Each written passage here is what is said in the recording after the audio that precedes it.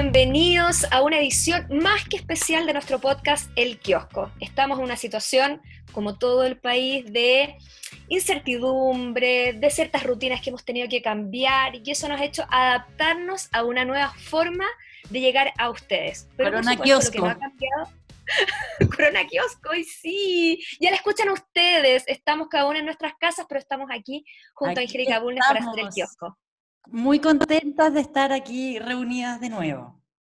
Y Sí, no abandonar a nuestro público, además. Sí, porque nos habían pedido, harta gente nos estaba pidiendo que no abandonáramos el kiosco, que querían una edición, a pesar de todo, y bueno, aquí logramos salvar las montañas tecnológicas y estamos a través de Zoom haciéndolo, aquí estamos experimentando, viendo cómo surge. Vamos a ver cómo resulta.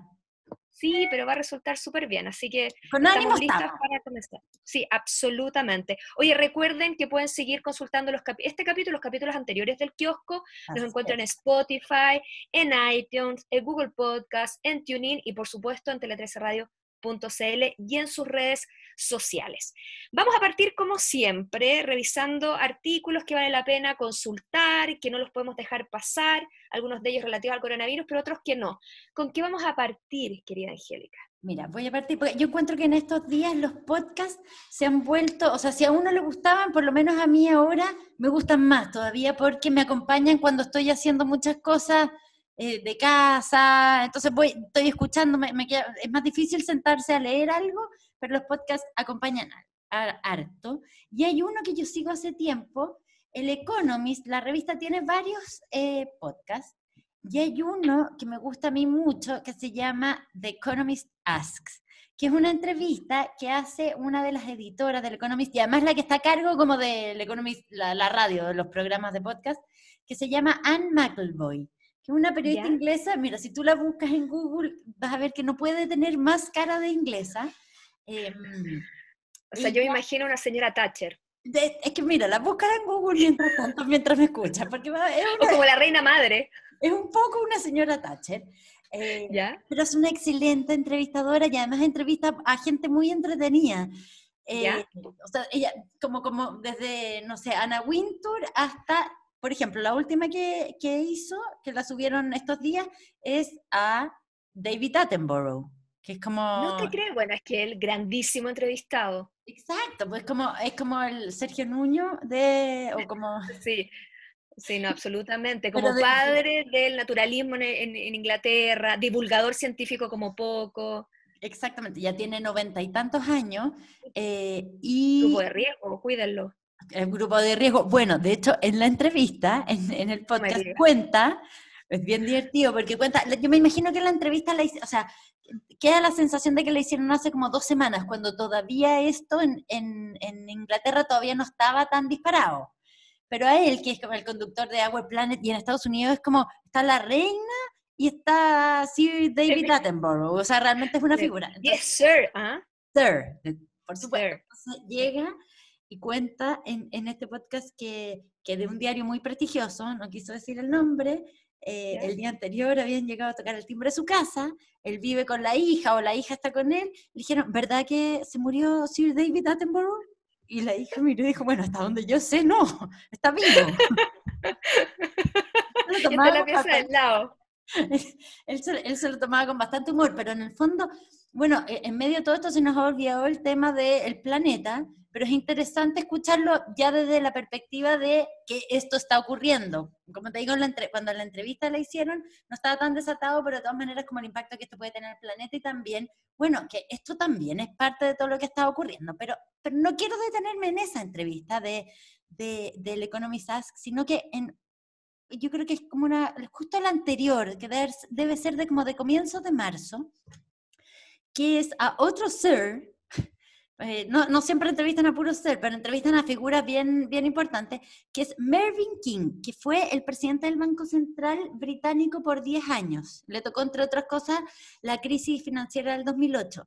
Pero es muy, muy, muy... O sea, a mí me pareció extremadamente interesante porque él acaba de publicar con otro economista un libro que se llama Radical Uncertainty, o sea, incertidumbre radical. Imagínate que el libro lo deben haber lanzado a comienzos de marzo, antes de que todo esto se desatara, pero es como, imagínate cómo publicar un libro con ese título justo en este momento, imposible más apropiado. Pero ellos hablan de la incertidumbre desde la economía. Entonces lo que plantean, y en la entrevista él lo explica muy bien, hay una parte que es como súper económica de como lo que debería ser Inglaterra en este contexto en términos como de subir o bajar tasas, que es menos interesante, pero el resto de la entrevista es muy entretenido, porque dice básicamente que hay que muchas proyecciones económicas son como cuantificaciones falsas, o sea que en el fondo le ponemos número a las cosas para tratar de ofrecernos una falsa seguridad. Y pone un ejemplo que es muy bueno. Qué tranquilizadora. Sí, pero es que mira, vas a ver que el mensaje final es optimista, porque mira, cuenta que cuando Obama, mira, tengo Obama, justo, me regalaron un Obama. Está un tanto cabezón el caballero, pero bueno. Bueno, Obama, en Estados Unidos se creó en algún momento una ley, después de los atentados del 11 de septiembre, algo así, que el FBI, todo lo que le informe al presidente de Estados Unidos tiene que ser como con probabilidades. ¿Ya? Entonces, cuando dieron con Osama Bin Laden, sabían que en el lugar donde, en esa casa donde lo pillaron, había alguien, pero no sabían si era Osama Bin Laden, ¿ya? Entonces, había que decidir si bombardeaban o no el lugar. Y resulta que desfilaban por el frente de Obama distintas personas del FBI, y entonces Obama les decía, o sea, ellos tenían que decirle, era como, legalmente tenían que darle una probabilidad, entonces decía, la probabilidad de que Osama Bin Laden esté ahí es de 70%. Y pasaba el siguiente, decía, en lo que estaban de acuerdo es que tenían la certeza de que había alguien. Entonces el siguiente decía, la probabilidad de que sea Osama Bin Laden el que está ahí, 30%. Y el siguiente decía 66%. En el fondo no tenían idea si era Osama Bin Laden o no. Y entonces, lo que plantea este libro, por eso es tan importante el juicio. O sea, en la mayoría de las decisiones críticas de la vida, no hay pronóstico o probabilidades, así que tú puedes decir, hay algunas que sí, pero en general no tienen una probabilidad exacta. Y hay que confiar, pero entonces lo que plantea él es que más que inventar números para llenar esos vacíos de conocimiento, hay que cultivar el juicio, porque esto no es pura guata y puro instinto, sino que el juicio también es algo que se cultiva con acceso a datos, con experiencia, con una serie de cosas, y también bien la flexibilidad. ¿Ah? Bien cartesiano, me gusta el caballero. Mira, escucha la entrevista, como te digo, está en esta serie de Economist Ask que hace esta periodista, que es muy buena entrevistadora porque deja hablar a los entrevistados, pero escúchalo porque es muy, muy interesante. A mí me ¿Hay que estar suscrito? ¿Ah? No, ¿Hay que estar suscrito? Para los podcasts del Economist no están todos disponibles, fíjate, porque el Economist te da como 3 o 4, o no sé, 5 artículos al mes, pero los podcasts hasta ahora los tiene todos disponibles. Ya, genial, buenísimo el dato.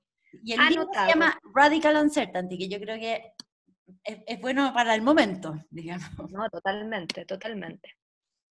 Ya, sigo yo. Síguete.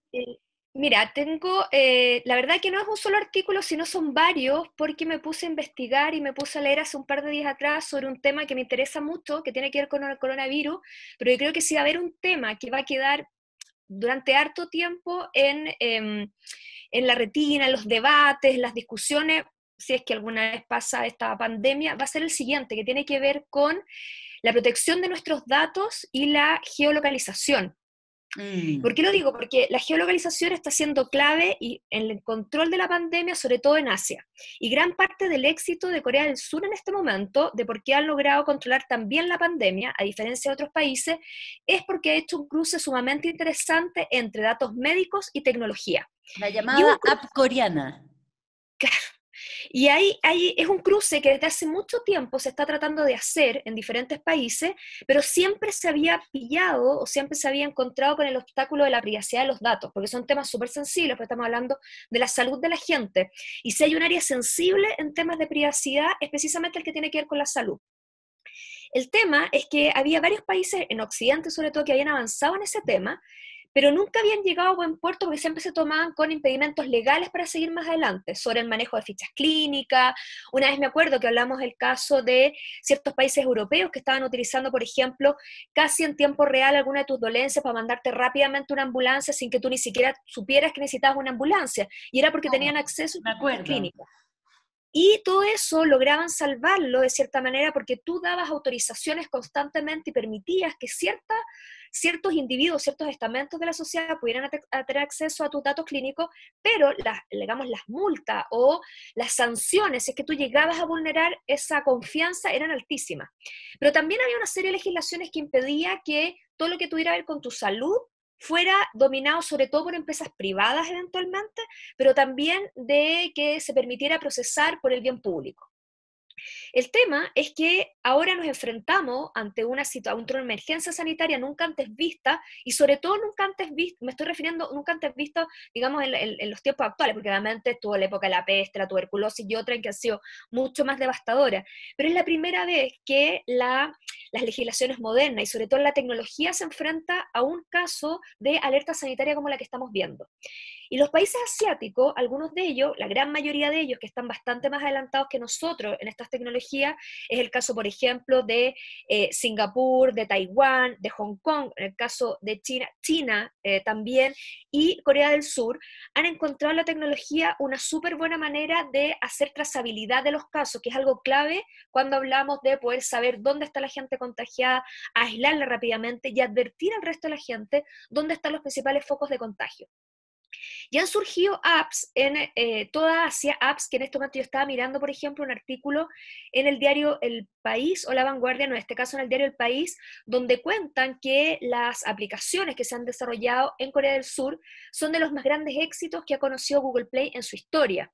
De hecho, por ejemplo, en la clasificación de aplicaciones gratis nuevas, entre las 50 primeras, hay 3 dedicadas a rastrear por dónde han pasado los casos de coronavirus en ese país. De hecho, hay que recordar que Corea del Sur, en el caso de Asia, fue el segundo foco de la enfermedad después de China, cuando recién se estaba comenzando. De hecho, hay una aplicación que se llama Corona 100M, que son los metros, que solamente en sus primeros días de febrero, cuando salieron a comercialización, se descargaron en solo días 1 millón de veces, y ha sido uno de los casos más fulminantes de éxito en una aplicación. Yo esto lo encuentro aterrador. O sea, creo que yo entiendo que estamos en una emergencia que merita medidas excepcionales, pero creo que estamos abriendo una puerta, de esas puertas que después no son muy fáciles de cerrar.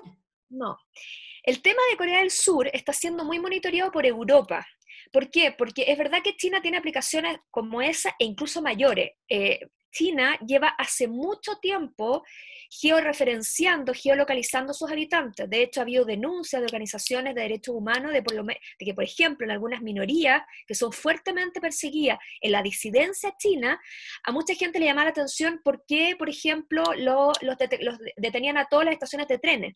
Y era porque rápidamente sabía cuando compraban un billete para ir al tren, lo cruzaban con sus datos de celular, se le estaba exigiendo a ciertas minorías que descargaran ciertas aplicaciones en su celular para poder acceder a ciertos beneficios sociales, y eso le permitía al gobierno chino saber exactamente dónde estaba quién, en qué parte. Por lo tanto, China ya tiene un historial de seguimiento de su población. Y como es una dictadura, para Occidente, y digamos para las democracias de Occidente, no era un referente a tener muy en cuenta. A diferencia de Corea del Sur, que sí es una democracia, por lo tanto toda Europa está mirando con mucho ojo qué es lo que hacen.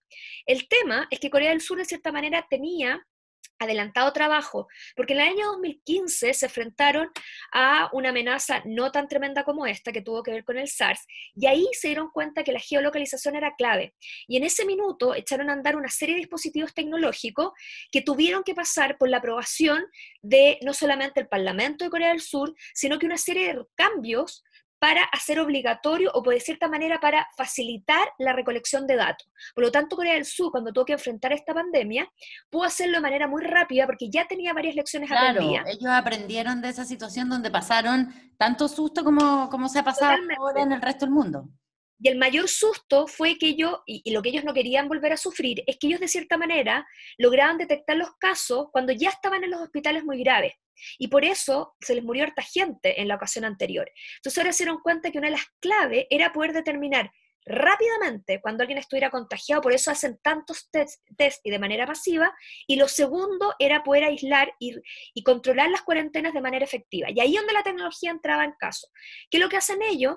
No solamente pedirle a la gente que esté contagiada, que de cierta manera esté localizable y sepan en tiempo real dónde están, sino también poder advertir al resto de la comunidad dónde está esa gente.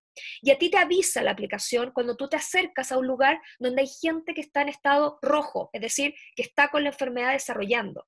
Por lo tanto, tú no te acercas a ciertos barrios, no te acercas a ciertas casas, etcétera. Y tú tienes que ir súper dando intrusiva la tecnología. no, Es lo te más morí. intrusiva. Y los coreanos se lo han tomado con mucha naturalidad. Es que se dan cuenta, o sea, para muchos de ellos la vida se les va en esto. Y hay ciertas cosas culturales también que han influido. Venía, por ejemplo, la otra vez un artículo en el Wall Street Journal que mostraba también cómo ciertos aspectos de idiosincrasia, de cultura, por ejemplo, ciertas ideas de lo colectivo versus lo individual, que son distintas en Occidente y Oriente. Claro, no, totalmente. Tiene que ver también como el concepto de comunidad, el concepto de Estado que tienen, es muy distinta. Y a raíz precisamente de lo que estaba ocurriendo en Corea del Sur, muchos se están preguntando qué va a pasar en Europa. Y de hecho, Europa tiene un reglamento comunitario que es bien restrictivo en cuanto al uso de datos, pero tiene un capítulo, o de cierta manera un artículo que muchos, yo leía en la prensa europea que muchos decían, parece que fue diseñado para el coronavirus, porque da la posibilidad precisamente ante este tipo de circunstancias que de cierta manera ciertas medidas sean un poco más laxas, pero no al punto de las asiáticas. Y están todos mirando con muchísimo ojo lo que está ocurriendo, por ejemplo, en el caso italiano, que ya están testeando aplicaciones, pero lo hacen en el caso de Europa, y ellos dicen, por lo menos hasta el momento, es el mensaje que han dado, que la idea es sobre todo testear, pero a niveles con datos anónimos. Es decir, por ejemplo, en el caso italiano, a través de geolocalización pudieron darse cuenta cuánto había aumentado o no, digamos, los transeúntes en la calle o la movilidad en la calle cuando decretaban cuarentena. Y se dieron cuenta de que solamente había disminuido en un 60% y no en rangos muchísimo más altos de lo que ellos pensaban. Y eso fue lo que alentó a las autoridades, sobre todo, por ejemplo, ciudades en Milán, del norte de Italia, a hacer cuarentenas muchísimo más estrictas. Claro, Es decir, gracias a la aplicación. hay una cosa que los italianos llaman como, no estoy segura, pero como la furbizia, como ser furbo, que es como ser pillo. En el fondo Claro. tienen como una cultura de saltarse la regla. Bueno, y con Entonces, la tecnología, parte de lo que había que combatir era el ser furbo de los italianos. totalmente, y con la tecnología eso quedó súper, o sea, quedó más en evidencia, algo que quizás a la autoridad le costaba más medir, porque al fin y al cabo tú puedes de repente, bueno, con ciertos sensores, con por ejemplo los sensores que están en ciertas carreteras, o con las cámaras puedes ver si bajó o no la cantidad de gente en las calles, pero a la larga es muy difícil para una democracia saber cuánta gente más o menos hay en las calles. Y lo que hicieron con estas aplicaciones fue medirlo, y eso le permitió tomar ciertas medidas. El tema ahora es y ya se están adoptando este tipo de aplicaciones, por ejemplo, en España, en Madrid, ya hay aplicaciones de esta naturaleza, y la gran discusión que ahora se abre, y la discusión de futuro es, ¿qué va a pasar cuando esto, primero, qué va a pasar con si la gente va a autorizar o no y se va a familiarizar con estas aplicaciones? Está por verse, porque en el caso europeo sí se piden autorizaciones tácitas y en casos muy excepcionales, de repente tú puedes recabar este tipo de datos saltándote los reglamentos. Por ejemplo, el caso del Reglamento General de Protección de Datos de la Unión Europea sí tiene excepciones en la prohibición del tratamiento de datos, cuando se trata de ámbitos que afectan directamente la salud pública y cuando hay amenazas transfronterizas graves para la salud, que es el caso del coronavirus. Entonces el tema es, bueno, ¿quién determina si esto es así o no? Y esos datos, ¿van a quedar en manos de quién? ¿Van a quedar en manos del Estado o van a quedar en manos de las aplicaciones y de la tecnología que hay detrás? Ojo que muchas grandes tecnológicas están mirando con muchísimos detalles cuáles son las canchas que comienzan a abrirse. Háblese de Facebook, háblese, por ejemplo, de Twitter, háblese de Microsoft, de las grandes empresas que están mirando con mucho... Hasta hace 2 meses, una de las grandes, o sea, todo el año pasado en buena parte giró buena parte de la agenda en torno a la privacidad de los datos. Totalmente, o sea, total, era uno de los grandes temores, uno de los grandes debates. Y hoy día todo esto ocurrió prácticamente casi sin discusión, porque uno dice, hay un debate, no ha habido debate, la gente ha salido a entregar sus datos como está el miedo que hay con respecto a esta situación, que la gente no está pensando para nada en lo que puede pasar a futuro, lo que puede implicar, sino que detengamos esto, ¿qué más da? Exacto.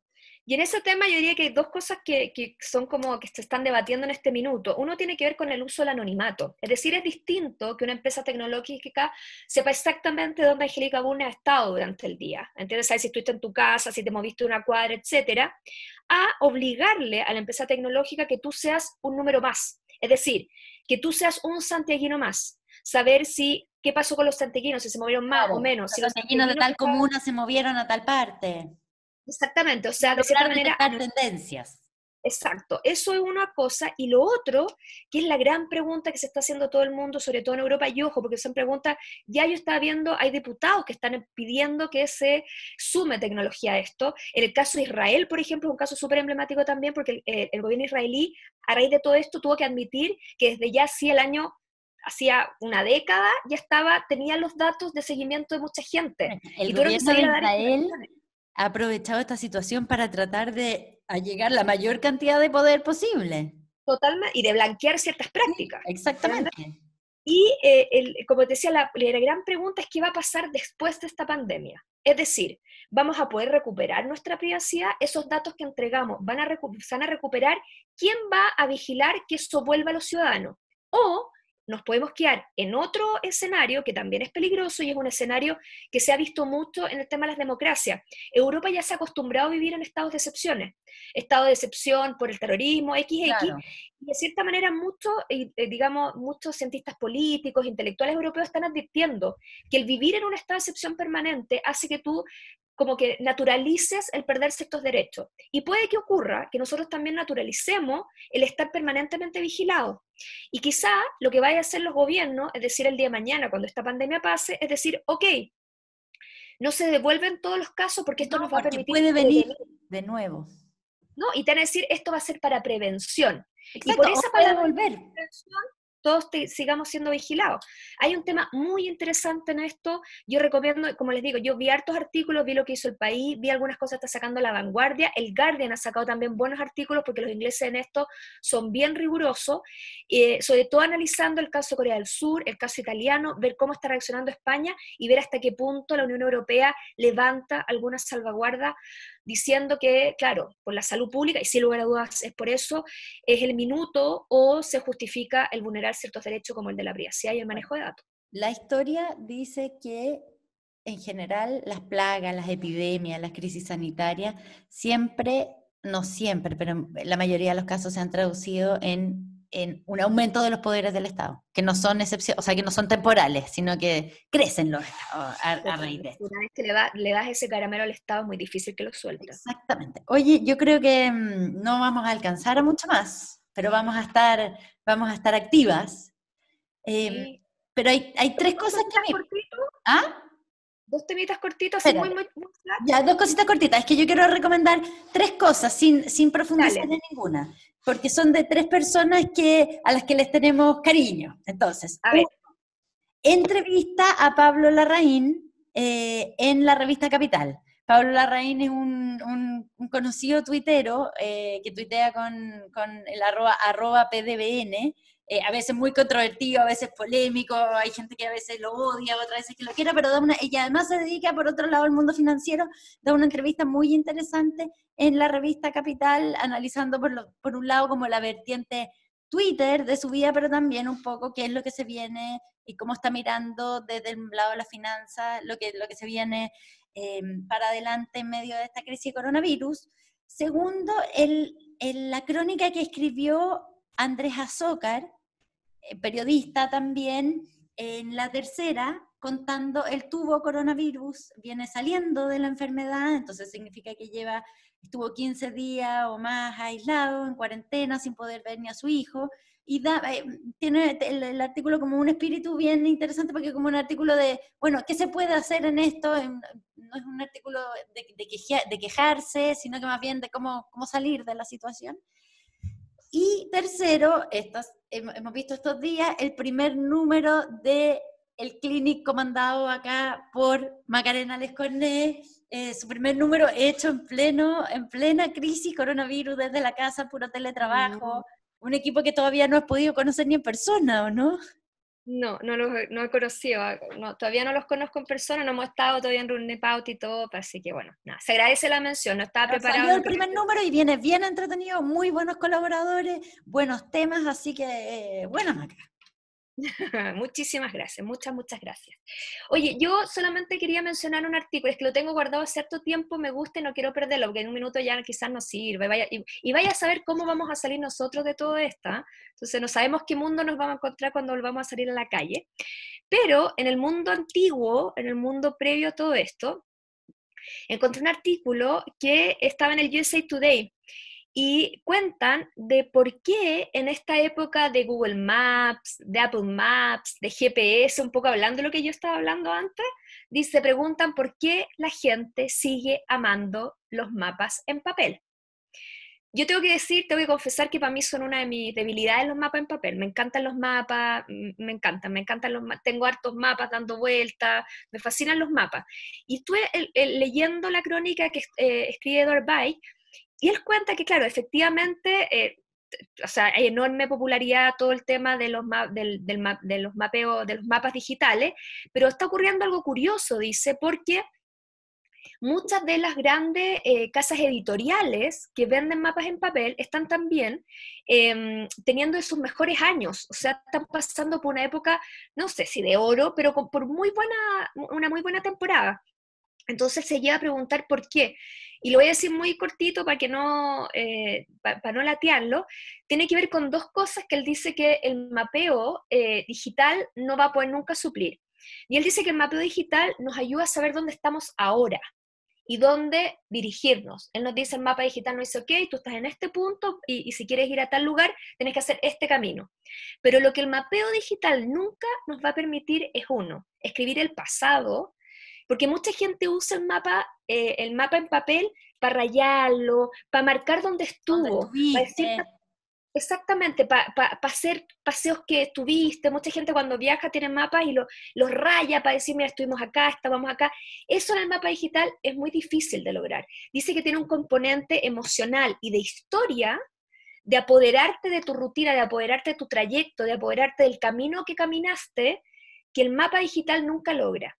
Y hace una serie de análisis sobre aquello, sobre lo que significa el mapa en papel, y además también dice que lo que tiene el mapa papel, que nunca te deja tirado porque no necesita pila, no necesita batería, por lo tanto, en momentos en que tú realmente necesitas fiarte de un mapa, es bueno siempre llevar en el auto uno de papel por si se te va la batería o se te desconfigura el teléfono.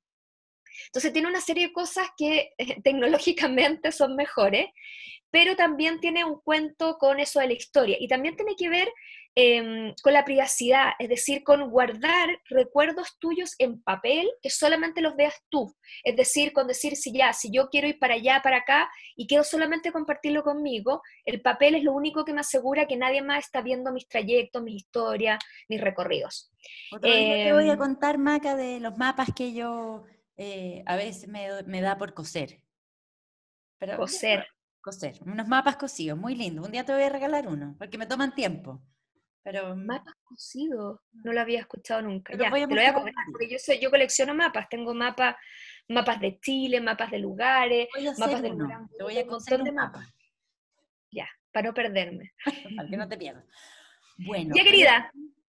Tenemos que cerrar el boliche por hoy. Vamos a estar acá activas. Tenemos el periodismo de verdad, que yo creo que está haciendo un despliegue frente con todos los obstáculos que puede tener. Uno ve las ediciones que se están mandando los medios en distintas partes del mundo, y es bien increíble el trabajo que se está haciendo. Hay mucho que comentar, hay muchas miradas, muchas perspectivas, así que tema no nos va a faltar.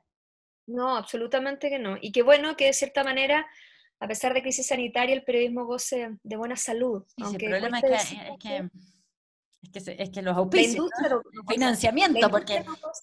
Sí, pues la industria es la que está en peligro, pero el periodismo está más fuerte, con más herramientas que nunca. Así que de eso les vamos a estar contando en un próximo capítulo del Kiosco. Por hoy nos despedimos, pero ya volvemos.